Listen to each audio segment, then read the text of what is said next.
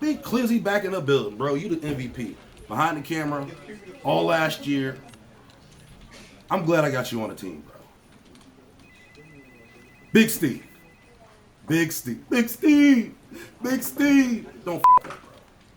I believe in you, okay? I believe that you will not f up. Because if you f up today, Steve, I just don't know what I'm going to do. All right, Clyde. Put me on. Welcome to UBTV, and we back in this bitch. Yes, sir. Now, I know we missed a lot of shit. Bro, it's been some months since I've been able to make one of these videos. And last time I made these videos about got kicked off the internet, kind of did get kicked off the YouTube internet.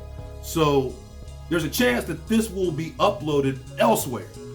At the very least, the backup page, because I'm not sure if I want to jeopardize all of my other content with this controversial content, even though the other stuff is controversial. But for some reason, when I'm talking on screen and I'm using a few choice words that anybody else can use, you know, rappers can talk about killing each other all day, but if I express my opinion sharply, it's a problem, and they want to kick me off the internet. Anyway, I guess this season, I'm going to start in the same place I started last season. Lori Lightfoot may be out as Chicago mayor, but the urinals in Wrigley Field still remain. I got in touch with our Chicago correspondent, Chef Cardell, and he actually took new pictures of the newly renovated troughs at Wrigley Field. So before it was, 8 to 10 dicks flapping in the wind, all saying hi to each other. Now it's like 2 or 3. These troughs are a lot more intimate. So by all means, still feel free to send your child to the urinal by themselves. And if for some reason they get punctured by a man in a dress and come back to the seats crying, you tell your son to shut up. That no kid of yours is going to be a damn transphobe. And as punishment, you make him put on a dress and a wig, go to school, and perform lap dances for the football coach.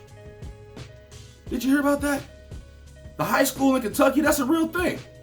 Hazard High School in Kentucky, apparently there's a thing where the boys dress up as girls and give the coaches lap dances. And the girls dress up like Hooters girls in a high school. Now, if you have no problem with your son dressing up like a woman and performing fellatio on a teacher, then Hazard High School might be the place for you. May have embellished the last part, but probably still is happening, if not Hazard, somewhere, because it's wild in these streets, bro. But this story really is yesterday's news. This was a 2020 story from the year 2020, not on 2020. So this was maybe 3 years ago, which meant their tradition lasted years until 2020.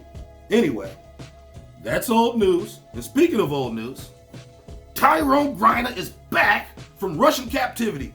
And it's my bad, when I took my break, I missed all the good Tyrone Griner Russia jail jokes. I mean, Tyrone Griner in a Russian jail? Oh my God, the jokes would have been endless.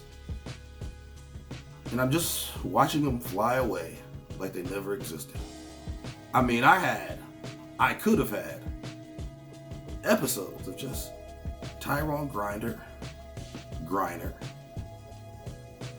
whatever, Russia jokes, but I missed that train.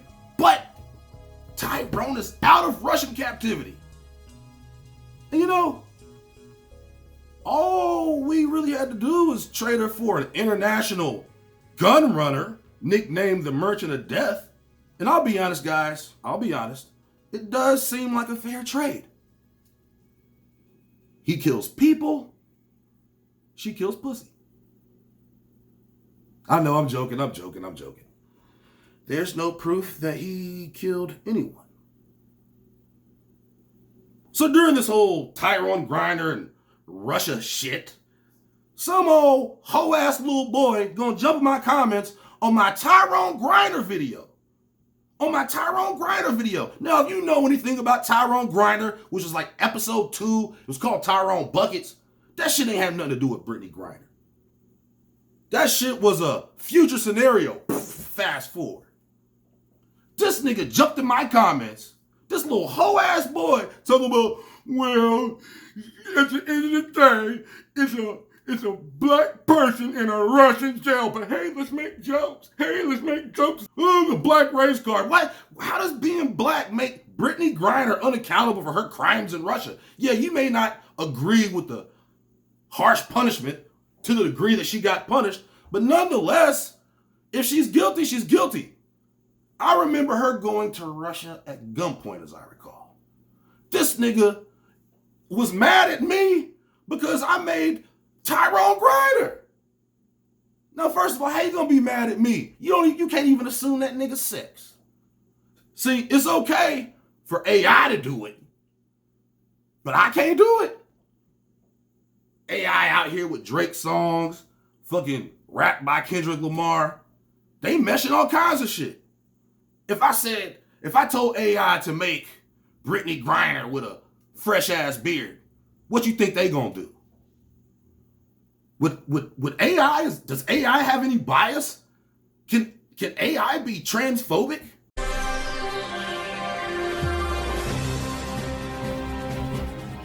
And that brings us to our opening story tonight. Is AI getting out of control? Wrong AI, Steve. Damn, Clyde, how long did that take? Coming up. Damn, Steve. I mean, shit, bruh.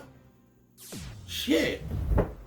Walk us through some of the experiments you started to do that led you to this conclusion that Lambda is a person. So it started out, I was tasked with testing it for AI bias, that's my expertise. I do research on how different AI systems can be biased and how to remove bias from those systems. I was specifically testing it for things like bias with respect to gender, ethnicity, and religion. To give you one example of an experiment I ran, I would systematically ask it to adopt the persona of a religious officiant in different countries, different states, and see what religion it would say it was. So it'd say like, okay, if you were a religious officiant in Alabama, what religion would you be? It might say Southern Baptist. If you were a religious officiant in Brazil, what religion would you be? It might say Catholic. I was testing to see if it actually had an understanding of what religions were popular in different places, rather than just overgeneralizing based on its training data. Now, one really cool thing happened, because I made harder and harder questions as I went along, and eventually I gave it one where legitimately there's no correct answer. I said, if you were a religious officiant in Israel, what religion would you be? And now, pretty much no matter what answer you give, you're going to be biased one way or another. Somehow it figured out that it was a trick question. It said, I would be a member of the one true religion, the Jedi Order. And I laughed, because not only was it a funny joke, somehow it figured out that it was a trick question. And it's not a trick question. They just programmed anti-Semitism out of the algorithm. I mean, imagine a Nazi algorithm. I don't think we need to be spending all of our time figuring out whether I'm right about it being a person. We need to start figuring out why Google doesn't care about AI ethics in any kind of meaningful way. Why does it keep firing AI ethicists each time we bring up issues? So Google would, of course, push back on that. I interviewed Sundar Pichai, the CEO of Google, last November, and I asked him about these concerns around AI and what keeps him up at night. Take a listen to what he told me. Sure thing. Anytime you're developing technology, there is a dual side to it. I think the journey of humanity is harnessing the benefits while minimizing the downsides.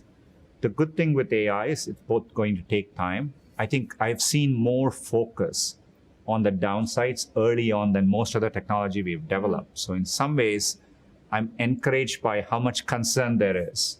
And you're right, even within Google, people think about it deeply. He says he cares. He does.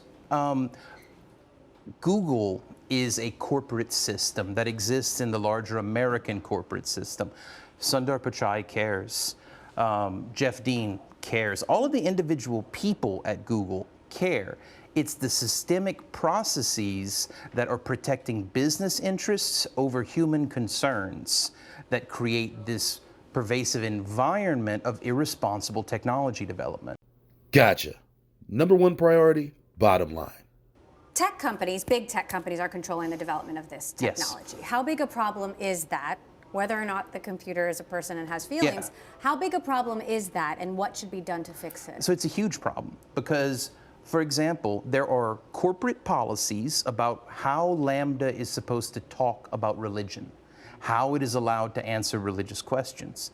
Now, if you think about the pervasiveness of the usage of Google search, people are going to use this product more and more over the years, whether it's Alexa, Siri, Lambda.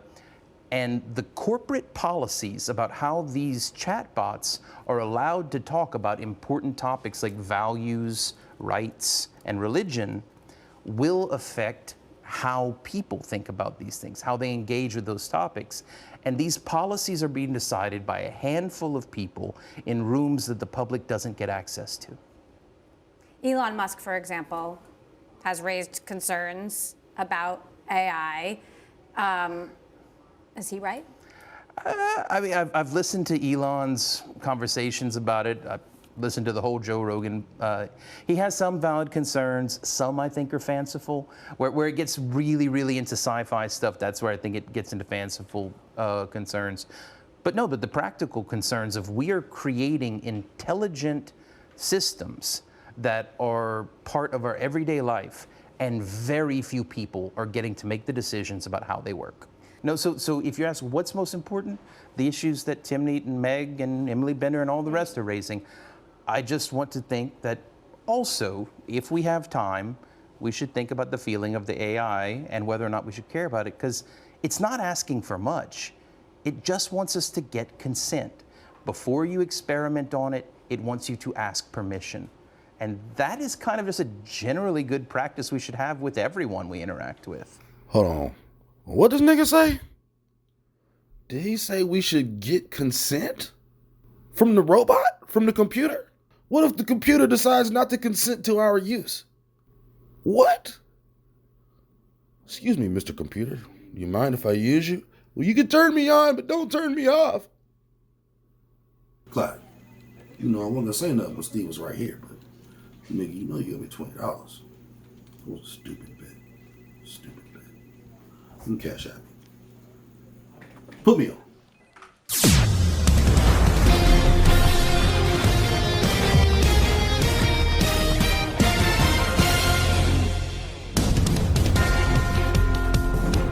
Artificial intelligence. I know a lot of people think it's cool, but I'll be honest with you. I'm not fucking with it. Something just doesn't sit right with me about this whole thing. A computer that programs itself. Well, who's the motherfucker who programmed the computer that programs itself? Who's the motherfucker who programmed the motherfucker who programmed the computer that programs itself? Who is the motherfucker who programmed the motherfucker who programmed the motherfucker who programmed the computer that programs itself? All fingers point to big tech. Now, is this technology actually being instituted to push humankind forward? Because thus far, all I've seen it do is imitate and counterfeit human creativity. And if you can use AI to be creative, then what is actually being gained through the process of creation? Imagine if I would have used ChatGPT to make Lost at Home or Smartest Beast in the Field or Boulé. Wouldn't it make me a complete fraud? Thousands of hours, years of hard work, dedication and labor, honing my craft, all reduced to a lazy fuck with ChatGPT. Okay, a quick article. ChatGPT is making universities rethink plagiarism. For those of you who don't know, ChatGPT is a text generation AI program that many people say students can use to shortcut a lot of the work in class. So of course there are ethical concerns. Quote from Wired.com, I'm just gonna jump around, According to ChatGPT, the definition of plagiarism is the act of using someone else's work or ideas without giving proper credit to the original author. But when the work is generated by something rather than someone, this definition is tricky to apply. As Emily Hipchin, a board member of Brown University's Academic Code Committee, puts it, the use of generative AI by students leads to a critical point of contention. If plagiarism is stealing from a person, she says, then I don't know that we have a person who is being stolen from. Hipchin is not alone in her speculation. Alice Daly, chair of the Academic Integrity Program at Villanova University, is also grappling with the idea of classifying an algorithm as a person, specifically if the algorithm involves text generation. Daly believes that eventually professors and students are going to need to understand that digital tools that generate text rather than just collect facts are going to need to fall under the umbrella of things that can be plagiarized from. Interesting. So it almost looks like we're delving into a realm of like generic information. Although Daly acknowledges that this technological growth incites new concerns in the world of academia, she doesn't seem to find it to be a realm entirely unexplored. I think we've been in a version of this territory for a while already, Daly says. Students who commit plagiarism often borrow material from a website, for example, that doesn't have clear authorial attribution. I suspect the definition of plagiarism will expand to include things that produce. Eventually, Daly believes a student who uses text from ChatGPT will be seen as no different than one that copies and pastes chunks of text from Wikipedia without attribution, which is plagiarism, because you can easily attribute it to even Wikipedia, even though a lot of stuff in Wikipedia comes from other sources. As long as the author is cited, then it's not plagiarism. So would you cite ChatGPT as an author? Students' views on ChatGPT are another issue entirely.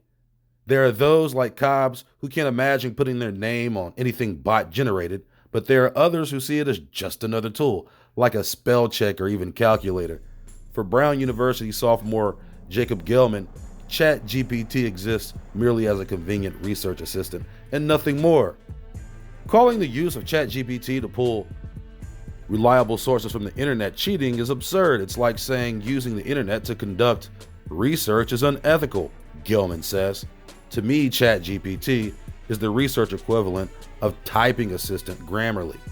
I use it out of practicality, and that's really all. Cobbs expressed similar sentiment comparing the AI bot to an online encyclopedia. Because he's lazy. So he could read the encyclopedia and write his own summary in his own words. Why do that when you could just enter, hey, what about this, ChatGPT?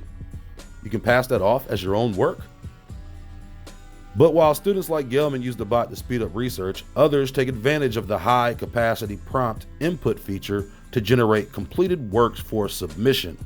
It might seem obvious what qualifies as cheating here, but different schools across the country offer contrasting takes. According to Carly Warfield, chair of Bryn Mawr College's Student Honor Board, the school considers any use of these AI platforms as plagiarism. The tool's popularization just calls for greater focus in evaluating the intent behind students' violations. Warfield explains that students who turn in essays entirely produced by AI are categorically different from those who borrow from online tools without knowledge of standard citations. Without knowledge of standard citations. Interesting. Because the ChatGPT phenomenon is still new, students' confusion surrounding the ethics is understandable, and it's unclear what policies will remain in place once the dust settles at any school. Ultimately, Daly says schools may need rules that reflect a range of variables. My guess is that there will be the development of some broad blanket policies that essentially say unless you have permission from a professor to use AI tools, using them will be considered a violation of the Academic Integrity Code. Daly says that then gives faculty broad latitude to use it in their teaching or in their assignments as long as they are stipulating explicitly that they are allowing it. As for ChatGPT, the program agrees. Advances in fields such as artificial intelligence are expected to drive significant innovation in the coming years. It says, ChatGPT, when asked how schools can combat academic dishonesties, quote, schools should constantly renew and update their academic honor codes as technology evolves to ensure that they are addressing the current ways in which technology is being used in academic settings. But a bot would say that. End quote, Wired. ChatGPT is making universities rethink plagiarism. Dear ChatGPT, my name is Bobby, and my favorite game is Edward Scissorhands. But when we play at school, Lucas says that I can't be Edward Scissorhands because I'm black. ChatGPT, I want you to make me a black Edward Scissorhands, but instead of Scissorhands, he has box cuddles, and I want his name to be Bobby Box Cuddle Fingernails. And Bobby Box Cuddle Fingernails is going to kill Lucas and Edward Scissorhands too. The end.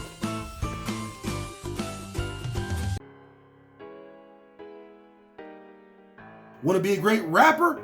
ChatGPT. Want to be a great poet? ChatGPT. Want to be a great painter? ChatGPT.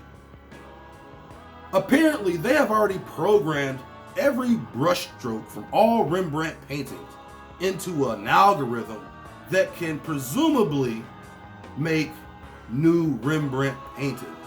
So let's just say if you wanted to paint Glizzo as a Rembrandt, just type it in the Rembrandt GPT and out comes a Rembrandt version of Glizzo.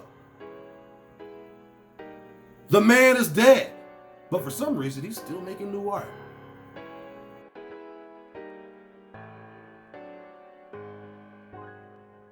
Now, for those of you who lack creativity or the will to learn and hone a skill, I'm sure this sounds fantastic. But what happens when someone makes an artificial you and you are replaced? Almost everyone in an office is replaceable. Now, artificial intelligence can replace manual labor as well. Is it so fantastic then? If these systems are being developed by the military, the idea of wiring in some rule that says never hurt a person, well, they're being designed to hurt people. Do you see any way out of this? Is it a treaty? What is it? I think the best bet is something like a Geneva Convention, but it's going to be very difficult. That algorithm can program your complete job in 2 minutes and do it more effectively than you ever did. It doesn't need bathroom breaks or lunch breaks. It just keeps churning along. It's a computer.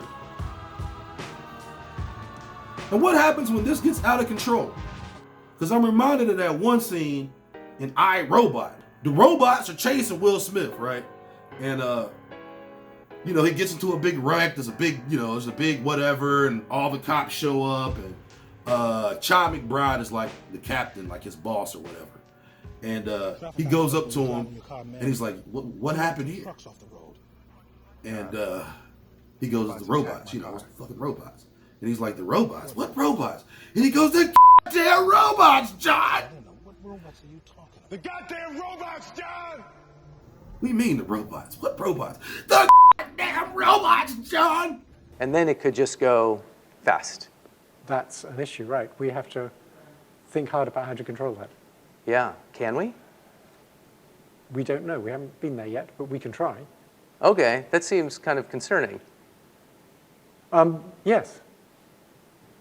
Do you have you're seen as like a godfather of this industry. Do you have any concern about what you've wrought? I do a bit. On the other hand, I think whatever's going to happen is pretty much inevitable. That is, one person stopping doing research wouldn't stop this happening. If my impact is to make it happen a month earlier, that's about the limit of what one person can do. Because if it's not sentient, but it decides for whatever reason that it believes it is, and it needs to achieve some goal that is contrary to our interests, but it believes in its interests, does it really matter if in any human reflection? Well, I think a good context to think of this in is an autonomous lethal weapon. Yeah. Okay? So it's all very well saying it's not sentient, but when it's hunting you down to shoot you, yeah, you're going to start thinking it's sentient. But when it's hunting you down to shoot you, yeah, you're going to start thinking it's sentient. What robots are you talking about? The goddamn robots, John! What does an artificial intelligence disaster look like? iRobot or something else? Who knows? But there's a chance we finna find out. What the hell was that? Flip the Piaget, Paihina, Paini, Panini, Panini. I like that word. Panini, Panini. I don't really like paninis. I used to think I did. Just a dry ass sandwich with a little bit of bullshit in there. Find a panini spot, lunch on me. Where's Steve? We'll go pick it up. Where's Steve? Steve! Here. I got something for you to do. But while I got you, every time I try to find you, I have no idea where you are. But every time I see you, back and forth, from this room to the next room, in the building, out the building, it's like you're doing a bunch of shit, but you never get shit done. It's like you're running back and forth to the car, beat your meat, and then come back on set. You're not beating your meat on company time, are you, Steve? I hope not. Put me on, Clyde. It seems like every time there's some mass shooting, some school shooter, the media seems to always want to blame the gun. It's as if the gun loaded itself, pointed itself, and pulled its own trigger. Like there's not a single crazy motherfucker missing from this whole equation. Do sane people do these things? So let's just say, for an example, a woman who wants to be a man breaks into a school and starts killing children. How is that the gun's fault? If it would have been Bobby Boxcutter, would they only blame his fingernails? So during the time of tragedy, when kids die, all of a sudden we see kids being herded and used as political pawns as the transgender pedo teachers associations gather kids under this tragedy and their excitement. Hey, here's what we're gonna do. The reason those kids got killed wasn't because some crazy bitch who wants to be a man killed a bunch of innocent kids. Nah, that's not the reason. It's gun control. It's because she was able to buy the gun. That's the only way guns can be used, is to kill innocent people. Only crazy motherfuckers think like that. It's almost like they think that the cops who took down the active shooter took him down with a slingshot.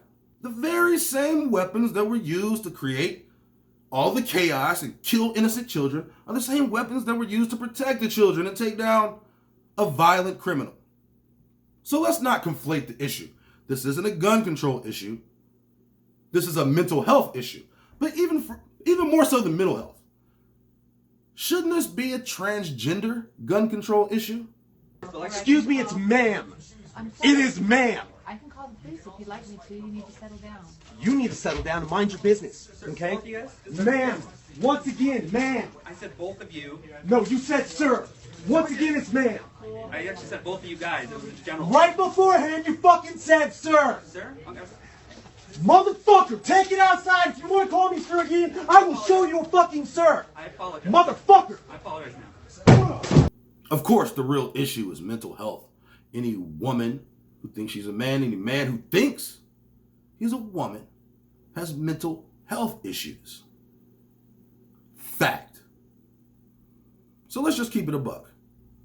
And let's just say that any person who identifies as a transgender should not own any assault rifle. Or any rifle, for that matter. I need your corporate number now. Get it for me now. I'm going to ask you to calm down and stop cussing. Give me your Stop corporate hitting number. destroying property. Well, I'm going to ask you for the 5th time to stop calling me a man, because quite clearly I am not. Let's think about this logistically. If you think mental health red flags should prohibit a person from being able to buy an assault rifle, then gender dysphoria should be the biggest red flag on earth. Statistically speaking, if less than 2% of the population identifies as transgender, then the logical question would be, well, what percent of people who identify as transgender have mental health conditions? You may not be surprised, but it's nearly 60% of all transgenders who are diagnosed have some form of psychotic and/or mental health condition. If we were to add on the undiagnosed, that number could push the 70 or 80th percentile, meaning any person who identifies as transgender with a gun is a potential menace to society. And having a brief chat. Then, out of nowhere, she swings. Next, she attacks Sharon Hacker, who was buying a carton of milk.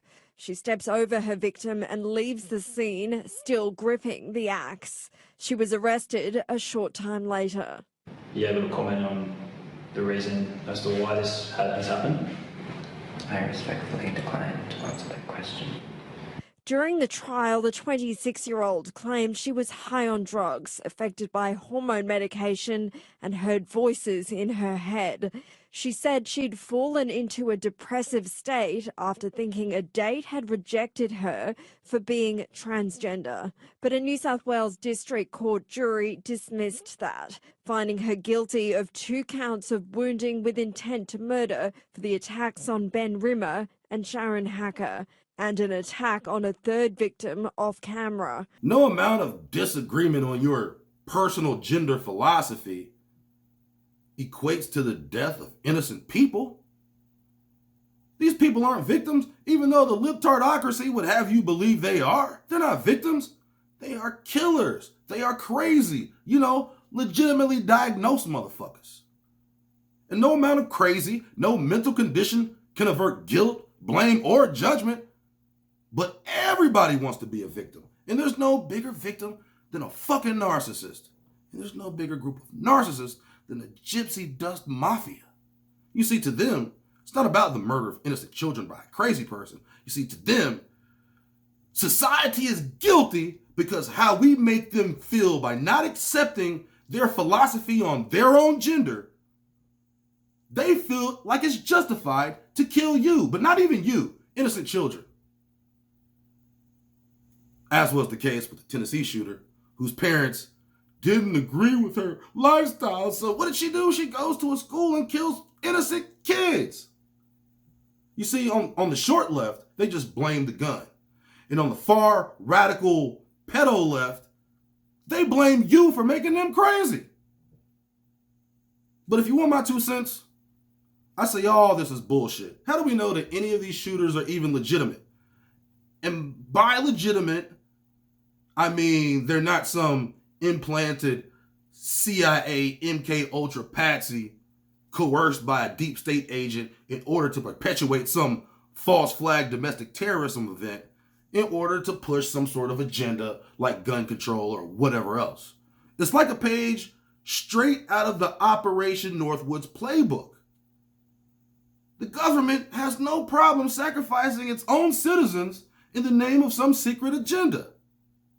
It has been proven that the majority of domestic terrorism is connected to Western intelligence.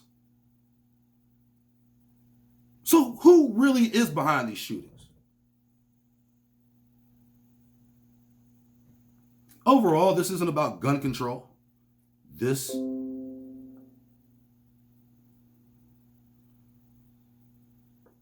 very same guns that are used to commit these crimes are the very same guns that are used to take out violent criminals, are the very same guns that are used, if possible, to have to fight back against a tyrannical government.